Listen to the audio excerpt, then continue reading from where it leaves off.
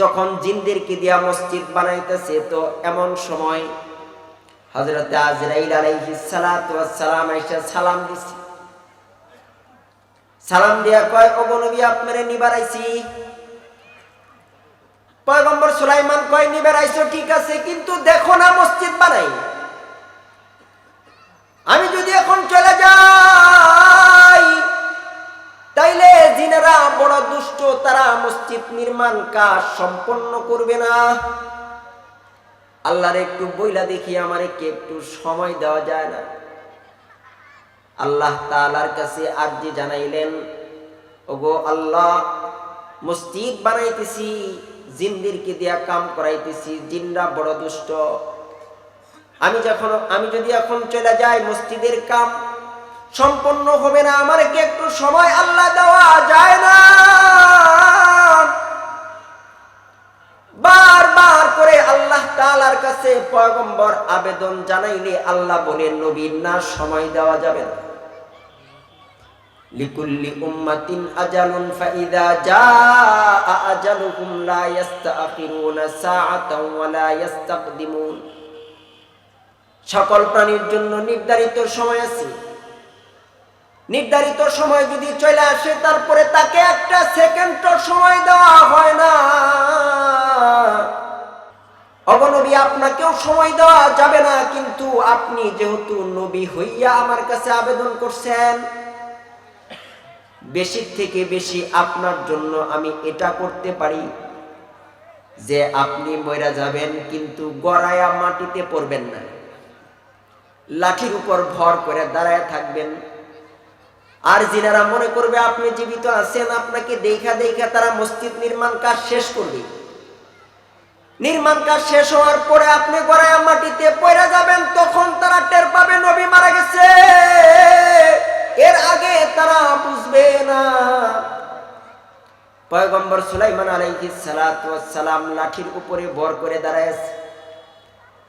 নবী কিন্তু দুনিয়া থেকে বিদায় নিয়ে চলে গেছে। আল্লাহ পাক লাঠির উপরে ভর করে আল্লাহর নবীকে দাঁড় করায় রাখছে।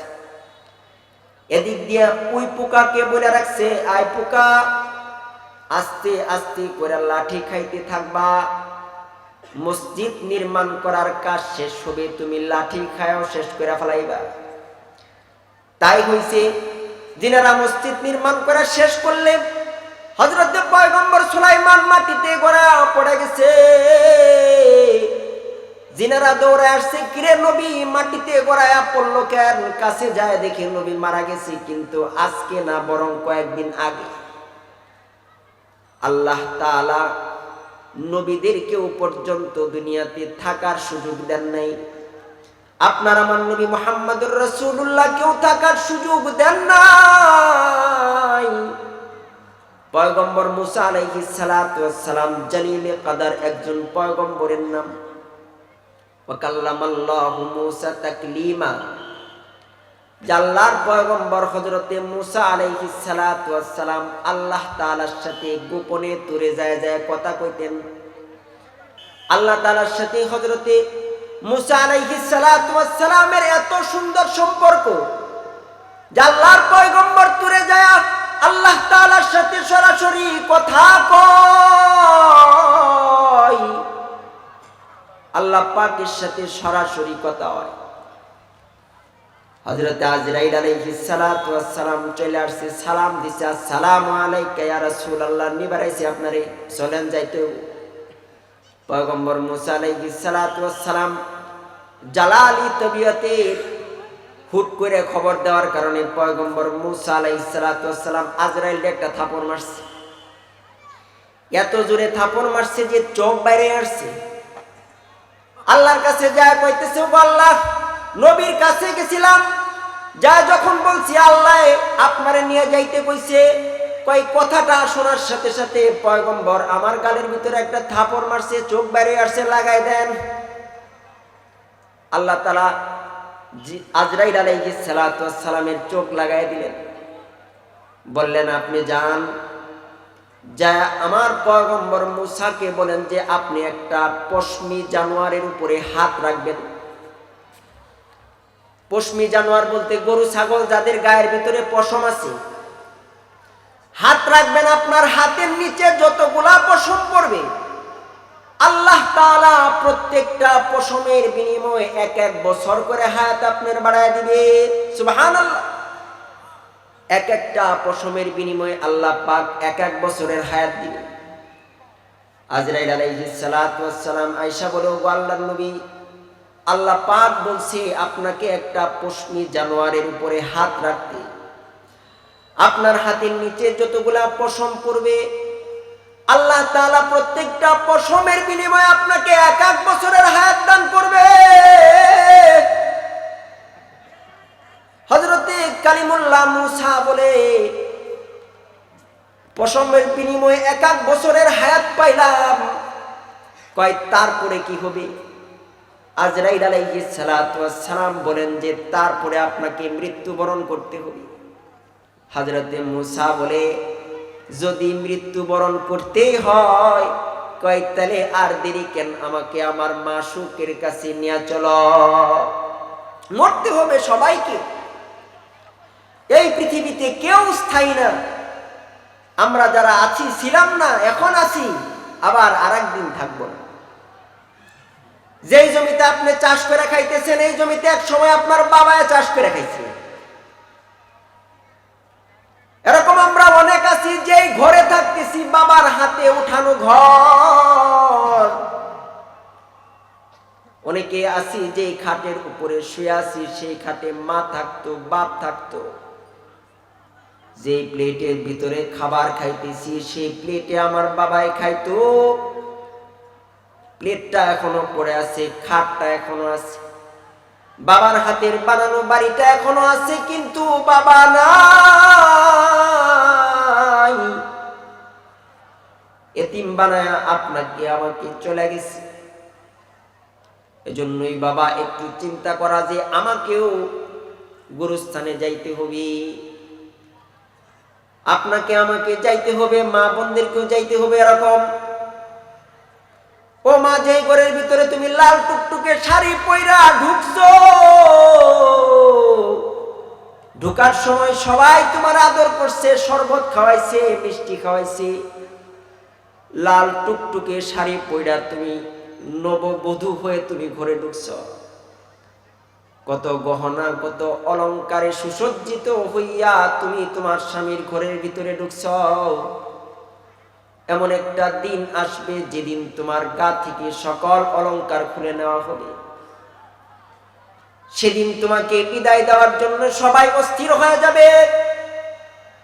5 টুকরা কাপড় নিয়ে মা বোনরা আর 3 টুকরা কাপড় নিয়ে আমাদেরকে ঘর থেকে বাইর করে দিবে। আর কোনোদিন আপনাকে আমাকে সেই ঘরে ঢোকার সুযোগ করে দেওয়া হবে না। আপনা আমার আপন জনরাই কান্দে করে মসজিদের পালকি দিয়া দিয়া আপনা আমাকে গুরুস্থানে নিয়ে যাবে। একদম একা। চিন্তা করে দেখেন, একটা সফর, যেই সফরের ভিতরে আপনার আমার সঙ্গী পৃথিবীর কেউ নাই। সন্তান আপনার আমার সাথে যাবে, ভাই আপনার আমার সাথে যাবে, মেয়ে জামাই আপনার আমার সাথে কান্দে করে কবর পর্যন্ত লয়ে যাবে। কবরের ভিতরে সন্তান আপনা আমাকে কবরের ভিতরে রাইখা কবরের পারে হাত দিয়া ভর দিয়া উঠা আসবে। এত এত মাটি আপনার আমার কবরের উপরে দেওয়া হবে যে পৃথিবীর বিন্দু পরিমাণ আলো আপনার আমার কবর পর্যন্ত পৌঁছবে না। এজন্য একটু চিন্তা করা। আল্লাহর নবী সাল্লাল্লাহু আলাইহি ওয়াসাল্লাম বলেন, قال رسول الله صلى الله عليه وسلم قال رسول الله صلى الله عليه وسلم القبر روضة من رياض الجنة أو حفرة من حفر النار। বলে কবরটাই কারোর জন্য জান্নাতের বাগান হয়, আবার কবরটা কারোর জন্য জাহান্নামের টুকরা হয়।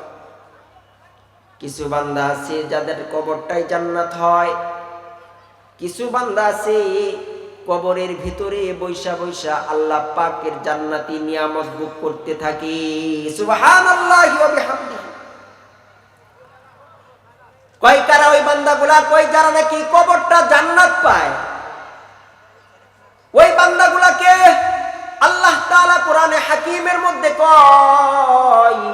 ইন্নাল্লাযীনা ক্বালু রাব্বুনাল্লাহু সুম্মা ইসতাকামু তাতানাজ্জালু আলাইহিমুল মালাইকাতু আল্লা তাখাফু ওয়া লা তাহজানু ওয়া আবশিরু বিল জান্নাতিল্লাতী কুনতুম তুআদুন। যারা দুনিয়াতে একমাত্র আল্লাহ তাআলাকে রব হিসাবে মানবে, কাকে বলেন, কাকে রব হিসাবে মানবে? আরো জোরে চিল্লায় বলেন, কাকে রব হিসাবে মানবে?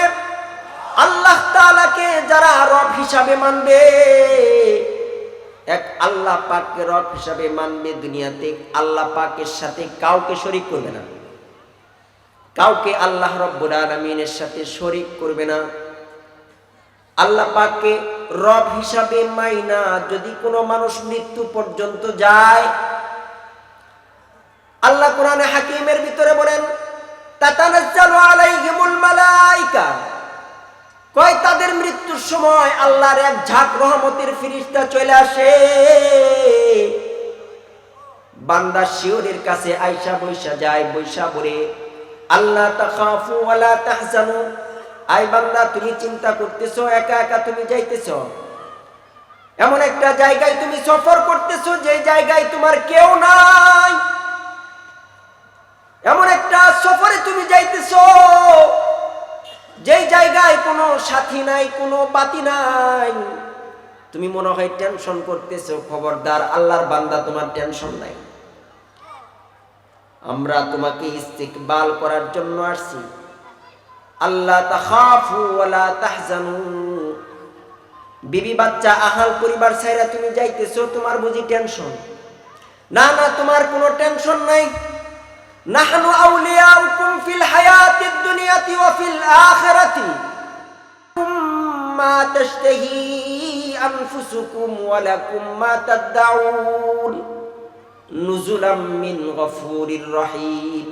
ফেরেশতারা বলবে, ও আল্লাহর বান্দা, দুনিয়াতেও যেরকম আমরা তোমার সাথে ছিলাম, মৃত্যুর সময় আমরা তোমার কাছে আগমন করেছি, কবরেও আমরা তোমার সাথে থাকব, মিজানেও আমরা তোমার সাথে থাকব, হাসর পুলসিরাত সব জায়গায় আমরা তোমার সাথে থাকব।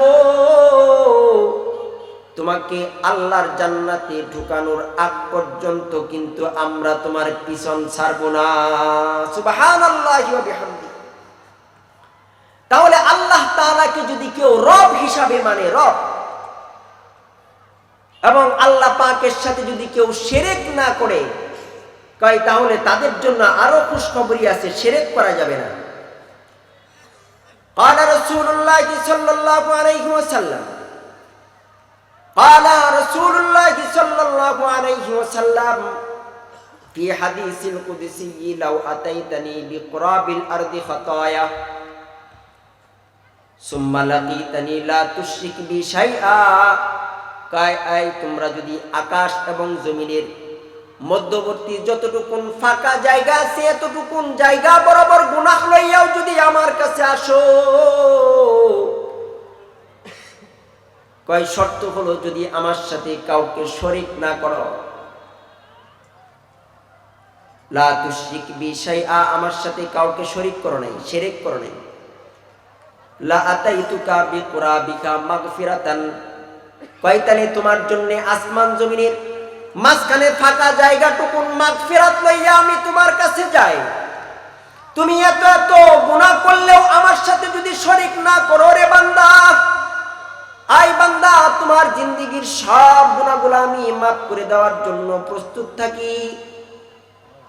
আল্লাহ তাআলার কাছে যদি কেউ তাওবা করে যে আল্লাহ আমি তো মারা যাব, যাওয়ার আগে আমার তো হায়াতে অনেক গুনাহ আছে, হাতে গুনাহ আছে, চোখে গুনাহ আছে, পায়ে গুনাহ আছে, আমার সর্বাঙ্গে গুনাহের গন্ধ আছে, গো আল্লাহ এগুলা মাফ করবেন কেমনে?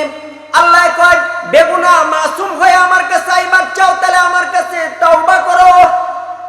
আল্লাহর কাছে যদি কোনো বান্দা তওবা কইরা লাই, জিন্দেগীর সব ভুলগুলা যদি সে বুঝা আল্লাহর কাছে যদি একটু বলে, ওগো আল্লাহ আমি ভুল করেছি, অন্যায় করেছি, ওগো মালিক আপনি ছাড়া আমার আর কোনো রব নাই, আপনি ছাড়া আমার কোনো মালিক নাই, কার কাছে যাবো, কই যাবো গো আল্লাহ?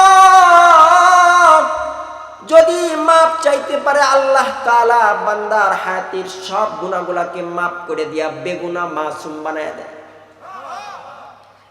আল্লাহর নবী সাল্লাল্লাহু আলাইহি ওয়াসাল্লাম বলেন, আত-তাইবু মিনাদ-দামবি কামাল্লা দামবালাহু, কয় তাওবাকারীর উপমা হলো এমন যে সে যেন তার হায়াতের ভিতরে কোনো গুনাহ করে নাই। এগুলা তাওবার মাহফিল। আল্লাহ পাক আরো খুশখবরি দেয়, উলাইকা সায়ুবাদদিলুল্লাহু সাইয়্যাতিহিম হাসানাত, যে আমার কোনো বান্দা যদি আমার কাছে তওবা করে আমি আল্লাহ তার জিন্দেগির সব গুনাহগুলোকে মাফ করা তার গুনার পরিবর্তে আমলনামার নেকি দিয়া ভরপুর করে দেই।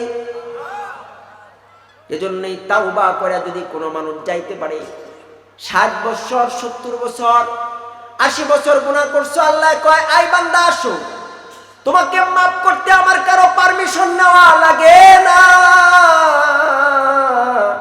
আসো মাপ চাও, আমি আল্লাহ তোমাকে মুহূর্তে তোমার জিন্দেগির সব গুনাহগুলোকে আমি মাফ করে দিব।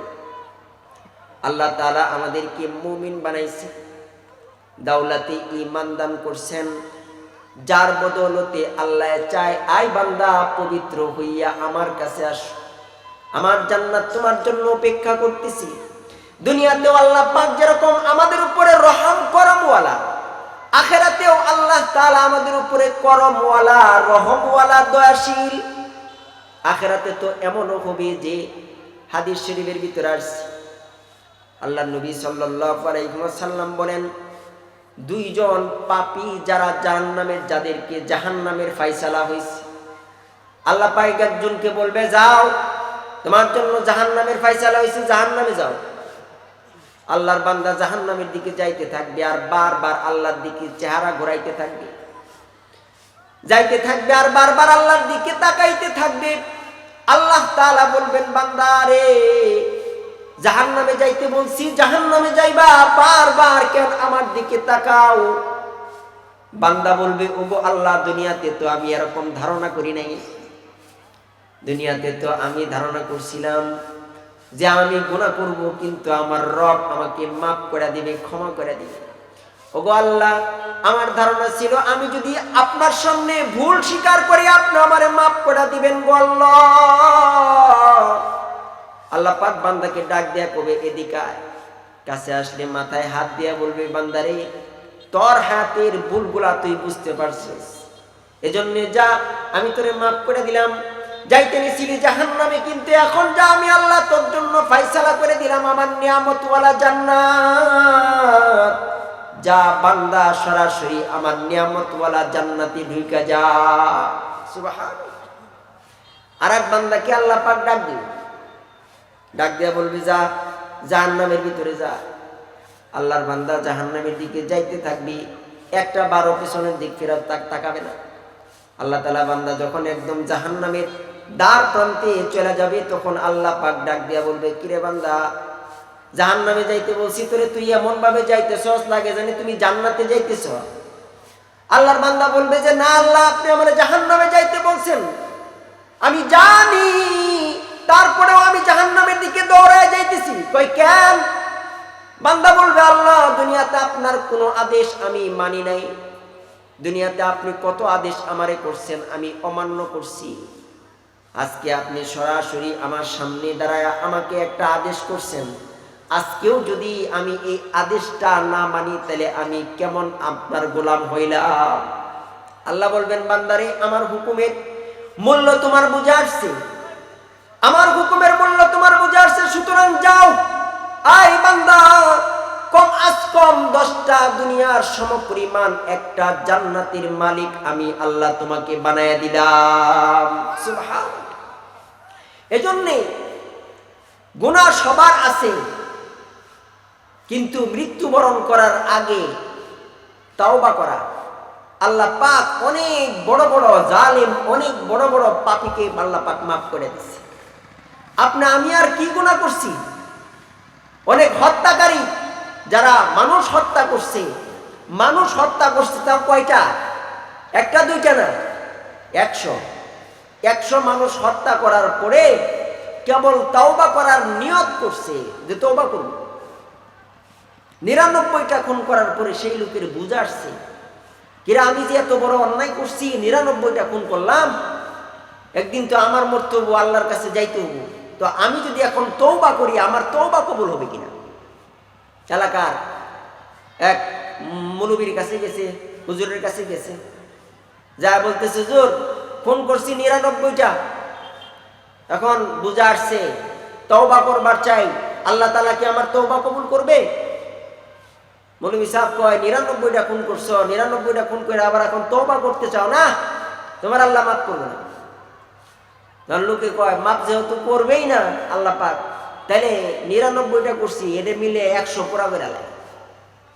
হে হুজুরও মারছে, মারার পরে আর এক লোকের কাছে গেছে, বলতেছে যে এটা হচ্ছে বারারা, এখান থেকে ফাজারা নামক একটা এলাকা আছে, ওই এলাকায় একটা আল্লাহর বুজুর্গ আছে, তুমি তার কাছে যাইতে পারো, যায় সাইরা তাকে জিজ্ঞাসা করো আল্লাহ পাক তোমাকে মাফ করবে কিনা।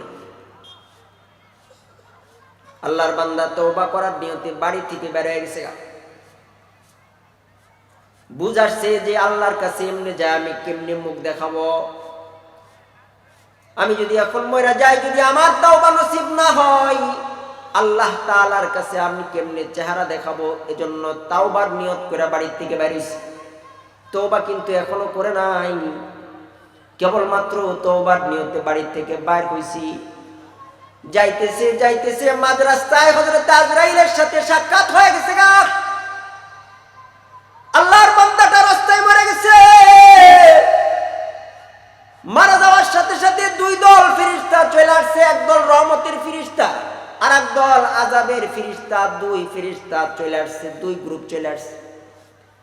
রহমতের ফেরেশতারা কয় লোকটা জান্নাতি, কারণ সে তওবার নিয়ত করে বাড়ি থেকে বেরিয়েছে। যদি ফাজারা পর্যন্ত যাইতে পারত তাহলে সেখানে গিয়ে সে তাওবা করত, বেগুনা মাসুম বানায় দিত আল্লাহ। জাহান্নামের ফেরেশতারা আয়েশা কয় না না, তওবা তো এখনো করে নাই, তওবা যদি করত তাইলে নয় সে বেগুনা মাসুম হইত। দুই দলে ঝগড়া লাগছে, আল্লাহর কাছে ফরিয়াদ জানাইছে, ওগো আল্লাহ সমাধান করে দেন। আল্লাহ তাআলা বলতেছেন আয় ফেরেশতারা রাস্তা মাপো, তার বাড়ি থেকে তওবা করার জন্য বেশি পথ অতিক্রম করছে নাকি কম পথ করছে। যদি বেশি পথ অতিক্রম করে থাকে তাহলে সে জান্নাতি, কারণ সে তওবা করার জন্য সে বেশি রাস্তা অতিক্রম করছে। ফেরেশতারা রাস্তা মাপা আরম্ভ করলে আল্লাহ তাআলা তার বাড়ি থেকে তওবার পথকে লম্বা করে দিছে। তার মানে সে বেশি টুকুন গেছে তওবা করার জন্য। আল্লাহ তাআলা বলেন আয় রহমতের ফেরেশতারা, আমার এই বান্দা তওবা করার জন্য বেশি পথ অতিক্রম করছে, সুতরাং তাকে আমি আল্লাহ মাফ করে দিলাম। তার নামটা জাহান্নামীদের দপ্তর থেকে কাইটা আমি আল্লাহ জান্নাতীদের দপ্তরে লিখে দিলাম। সুবহানাল্লাহি ওয়া বিহামদিহি। এগুলা হচ্ছে তাওবার ফজিলত। আমরা তাওবা করতে প্রস্তুত না। শুনেন, জীবনের গুনাহ খাতা সবার আছে, নেক দিয়ে আপনি গুনাহ খাতা মিটাইতে পারবেন না। গুনাহগুলো মিটানোর সবচাইতে বড় সুরত হইল যে তওবা করা। আপনি যে হালাতে আছেন আজকে এখান থেকে নিয়ত করেন যে আমরা তওবা করব, আল্লাহ তাআলা দেখবেন জিন্দেগীর সব গুনাহ মাফ করে বেগুনাহ মাসুম করে বাড়িতে নিয়ে যাবেন। তো বলতেছিলাম, এজন্য আল্লাহ পাকের ভয় থাকতে হবে, কবরের ভয়, গুরুস্থানে যাওয়ার ভয় থাকতে হবে যে আমাকে তো গুরুস্থানে যাইতে হবে। যদি আমি গুনাহ নিয়ে গুরুস্থানে যাই, যদি কবরে যাই, তাহলে তো আমাকে জাহান্নাম কাটতে হবে। এই ভয়টা থাকা চাই। হযরত আবু বকরের মতো ভয় থাকা চাই, হযরতে খাদিজাতুল কুবরা রাদিয়াল্লাহু তাআলা আনহার মতো ভয় থাকা চাই। আবু বকর সিদ্দিক রাদিয়াল্লাহু তাআলা আনহু, যাকে জান্নাতের 8 দরজা, জান্নাতে ঢোকার জন্য ডাকবে, 8টা দরজা আছে জান্নাতে, এই 8টা দরজা আবু বকর রাদিয়াল্লাহু তাআলা আনহুকে ডাকবে যে আসেন আপনি আমার ভেতর দিয়া ঢুকেন। সেই আবু বকর সিদ্দিক রাদিয়াল্লাহু তাআলা আনহু রাতের অন্ধকারে এই যে গুরুস্থানে গেটে দাঁড়ায় একান্তে, মদিনার একটা গুরুস্থান আছে জান্নাতুল বাকি, সেই জান্নাতুল বাকির গেটে দাঁড়ায় দাঁড়ায় হযরত আবু বকর কাঁদতেন। রাতের অন্ধকারে হযরত আবু বকর সিদ্দিক রাদিয়াল্লাহু তাআলা আনহু কান্না করতেছেন। তাও সে কি কান্না, হাউমাউ করে কান্না করতেছে, আওয়াজ করে করে হযরত আবু বকর কান্দে। গুরুস্থানের আশেপাশের লোকেরা ঘুম থেকে জাগ্রত হইয়া হযরত আবু বকর সিদ্দিক রাদিয়াল্লাহু তাআলা আনহুর কাছে চলে আসছে। আয়েশা জিজ্ঞাসা করতেছে, আমিরুল মুমিনিন, রাতের বেলায় আপনি গুরুস্থানের গেটে দাঁড়ায় দাঁড়ায় হাউমাউ করে কান্না করতেছেন, আত্মীয় স্বজনের ভিতরে কেউ কি আপনার মারা গেছে নাকি? নিকটস্থ কেউ আপনার কি দুনিয়ার থেকে বিদায় গ্রহণ করেছে, এজন্য কান্দেন? আমিরুল মুমিনিন হযরতে আবু বকর সিদ্দিক রাদিয়াল্লাহু তাআলা আনহু বলেন, না, আমার নিকটস্থ আত্মীয় স্বজন কেউ মারা যায় নাই, বরং আমি জান্নাতের বাকির গেটে দাঁড়ায় দাঁড়ায় কাঁদতেছি আর ভাবতেছি, এই যে জান্নাতুল বাকি নামক গুরুস্থানের ভিতরে আমার অনেক বন্ধু বান্ধব ঘুমায় আছে। আল্লাহর নবী সাল্লাল্লাহু আলাইহি ওয়াসাল্লামের দরবারে বসতাম, একসাথে নবী আলাইহিস সালাতু ওয়াস সালামের বয়ান শুনতাম। আমার এমন বন্ধু এখানে শুয়ে আছে যাদের সাথে আমি বাজারে যাইতাম, একসাথে বাজার থেকে বাড়িতে ফিরতাম। আমার এরকম অনেক বন্ধু আছে যাদের জানাজার নামাজ আল্লাহর নবী নিজে পড়াইছে, যাদেরকে আল্লাহর নবী সাল্লাল্লাহু আলাইহি ওয়াসাল্লাম নিজ হাতে কবরের ভিতরে শোয়াইছে। তারা তো নিশ্চিত আল্লাহ তাআলার জান্নাতের মেহমান হয়ে গেছে। আমি আবু বকরের তো জানা নাই যে আমি আবু বকর ইন্তেকাল করলে আমার হালাতটা কেমন হবে। না জানি আমি আবু বকরের কবরের ভিতরে জাহান্নামের সাপ ঢুকা যায়, না জানি আমি আবু বকরের কবরের ভিতরে জাহান্নামের আগুন, জাহান্নামের বিচ্ছু ঢুকা যায়। এই চিন্তায় আমি কান্দি। এতটা ফিকির ছিল আমাদের ভিতরে, মরণের ফিকির নাই। আমরা যে মারা যাব এটার ফিকির যদি কোনো মানুষের চিন্তায় থাকে, এই চিন্তা যদি থাকে, তাহলে মানুষ অন্যায় করতে পারবে না। এই মানুষটা সব সময় তার জন্য তওবা করা সহজ হবে, তাওবা তার জন্য সহজ হবে। আর নাদামু তাওবাতুন, লজ্জিত হওয়া, অনুতপ্ত হওয়া, এটাও তওবা। এটার নামও কি? তাওবা।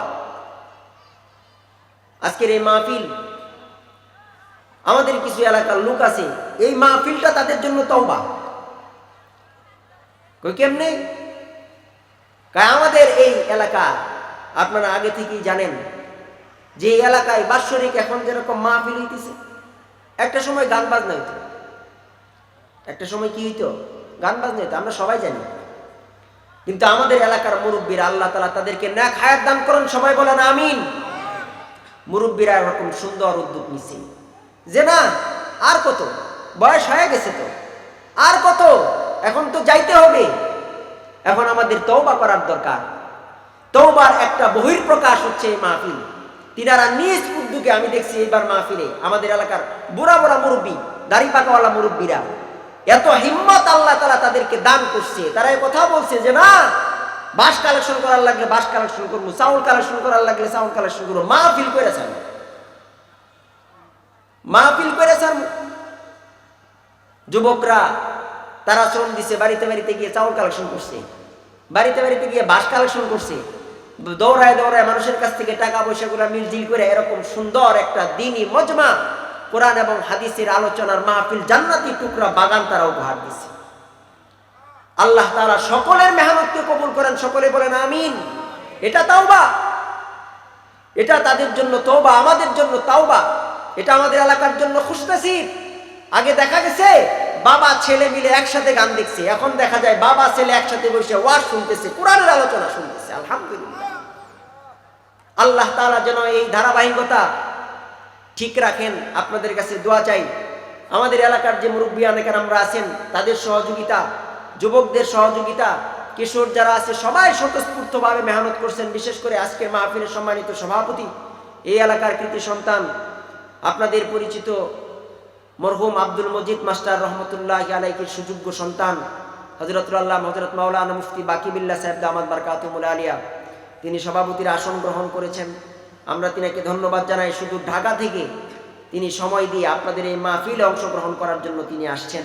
আল্লাহ তাআলা তিনার হায়াতের ভিতরে বারাকাত দান করেন, সকলে বলেন আমিন। সুতরাং আমাদেরকে লক্ষ্য রাখতে হবে যে শিরক করা যাবে না। বলতেছিলাম কি করা যাবে না? শিরক করা যাবে না। যে আমার রব একমাত্র আল্লাহ, এটার উপরে যদি কোনো মানুষ অবিচল থাকে তাহলে আল্লাহ পাক মৃত্যুর আগে সেই মানুষগুলাকে নিয়ে যাওয়ার জন্য রহমতের এক ঝাঁক ফেরেশতা আল্লাহ পাক পাঠিয়ে দেয়। এজন্যই সোচ্চার থাকতে হবে। আপনি যদি শিরক ছাড়া অন্যান্য গুনাহ করেন আল্লাহ পাক মাফ করে দিবে, কিন্তু যদি শিরক করেন আল্লাহ পাক এই গুনাহ কখনোই কি করবেন না? মাফ করবেন না, মাফ করবেন না। এজন্যই আমাদের এলাকায় আরো কিছু সমস্যা আছে আশপাশে, আলহামদুলিল্লাহ দোয়া করি সমস্যাগুলো সমাধান হয়ে যাবে। শিরক জঘন্যতম গুনাহ। আল্লাহ তাআলাকে একমাত্র সেজদা করতে হবে। কোনো মানুষ যদি আল্লাহ তাআলাকে সেজদা না করে যদি কোনো মানুষকে সেজদা করে, শিরক। শিরক ফিল ইবাদা, আল্লাহ মাফ করবেন না। আরেকটা হচ্ছে চাইতে হবে কার কাছে? আল্লাহ তাআলার কাছে। আপনার সন্তান নাই, কার কাছে চাইবেন? আল্লাহ তাআলার কাছে। আপনার যেটাই দরকার চাইবো কার কাছে? আল্লাহ তাআলার কাছে। এখন যদি কোনো মানুষ যায় দুর্মুট মাজারে চায়, শিরক। শিরক ফিল খায়রাত, আল্লাহ তাআলা এটা মাফ করবেন না। এজন্যই আমাদের এলাকার যারা দেখা গেছে এই সমস্ত জিনিসের সাথে জড়িত অথবা যারাই থাকুক, এটা খুব খতরনাক, খুব মারাত্মক। এজন্য খুব খেয়াল করা যে আমার এই দামি ঈমান, যে ঈমানের বদৌলতে আল্লাহ তাআলা কম 10টা দুনিয়ার সমান একটা জান্নাত দান করবে, এই ঈমান যেন আমাদের কাছ থেকে কোনো পীরের নামে, কোনো দরগার নামে, কোনো মাজারের নামে কেউ যেন আইসা চুরি কইরা নিয়ে যাইতে না পারে। এজন্য খেয়াল রাখতে।